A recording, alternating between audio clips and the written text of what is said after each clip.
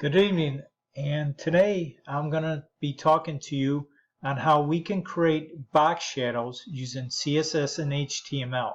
Now this is part 2 in a number of series regarding box shadows in CSS and HTML.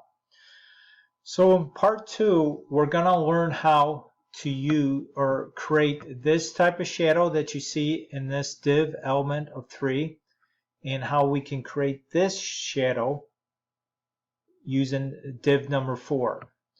So basically, in the index file, I have a div, main div of container, then I have multiple divs or multiple children within this container here.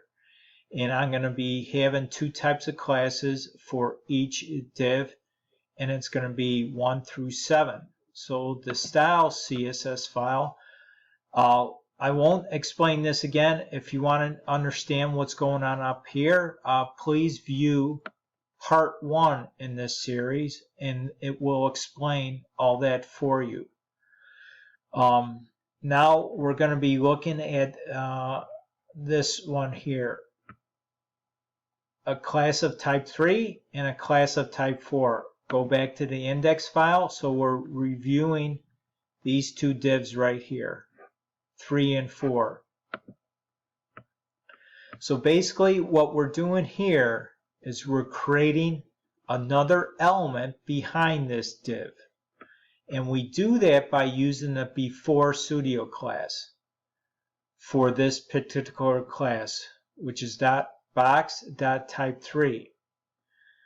So let's bring this forward. So I'm using a z index of 1. So this element that we're creating here is now going to appear on top of this div right here. So let's go ahead and save this. Let's refresh the screen. As you can see, now it's in front here. So basically what's happening here is I'm creating a new element, which is this shadow, and I'm starting to 0 pixels from the bottom of this element, which is this div right here, this white div right here. And then I'm starting from the left, 0 pixels from the left. Okay, I'm making a width of this new element 50%. So in other words, this element, the shadow that you see here, is going to be 50% of the width of this white div right here. And the height is going to be set at 30 pixels. The background or the color of this new element that we're building right here is going to be black, which shows by the RGBA value of all zeros, and I'm setting the opacity of this color to be 0.5. So in other words, if I have it at 1, it's going to be completely opaque, which is what you see here. It's really dark. So I'm going to set it back to 0.5.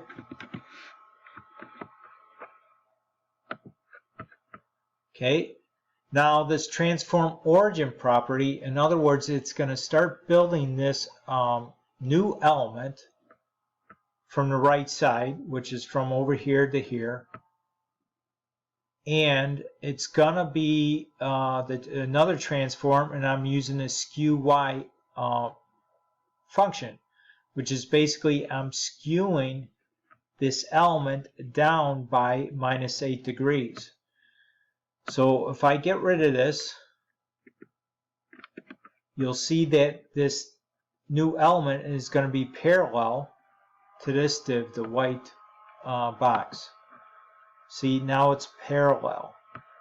So if I bring back the skew and do -8 degrees, in other words, it's going to skew this down, this side down by 8 degrees. Okay.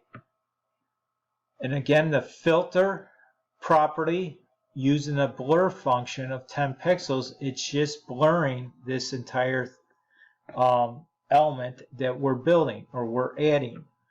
So if I get rid of this, you'll see how sharp this element will look. See? There's no blurred edges or anything like that.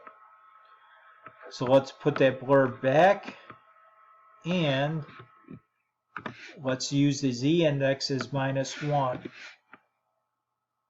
So now this new element that we're building here using the Before Studio class is now going to appear behind this main div right here. There you go. So that's how you create that. Now let's see how we create this element, this blurring effect. And we go over to the type 4. We're also using the Before Studio class because we're adding another element to this div right here.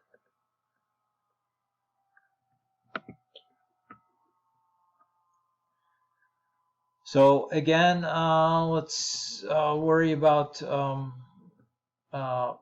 bottom again. Bottom 50 pixels. So start X pixels from the bottom. So in other words, it's going to start 50, it'll go down 50 pixels from this bottom edge of this div right here. So that's why you see this distance here. Left of 5%, so it's going to come from, it's going to start 5% from this margin over here. The width is going to be 90%, so this new element that we're building here is going to be 90% of the width of this element, this div, and the height, of course, is going to be set at 20 pixels. The background, again, I'm setting to black. Let's go back over here. And the opacity is set to 0.5, so there's a slight shading to it. Border radius of 50%. In other words, if I don't have this border radius, it's just going to be a square element or a square div. Let's refresh it. As you can see, it's square now. So I'm setting a slight rounded edge, or in this case, it's going to be oval. Let's refresh the screen. And the z-index is -1. It's going to set behind this. Now let's, even though it sets well below this, but let's bring it to the forward and let's see how this effect will look like. And it doesn't change because, again, this element is sitting below this element, okay? It's not sitting behind it. It's sitting below right now. So the effect of the z-index on here is not going to make a difference. Okay? And again, the filter property, I'm using a blur function of 10 pixels. So if I didn't have that, you'll see how sharp it looks.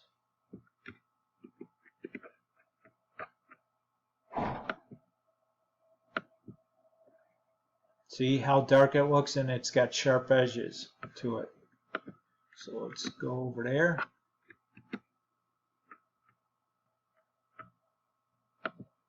There you go. So those are two more ways that you could create a box shadow using CSS and HTML. Again, I want to thank you for stopping by today and looking at this tutorial. Again, I upload multiple videos a week on various different topics, including Photoshop, including a platform that I use to build websites, which is Builderall, and of course CSS and HTML. Please subscribe to my channel, and if you do, click on that bell notification. So whenever a new video is uploaded, you'll be the first to be notified. And also, please like, share, and comment, and I appreciate it very much. I appreciate your support, and I'll see you on the next video. Bye now.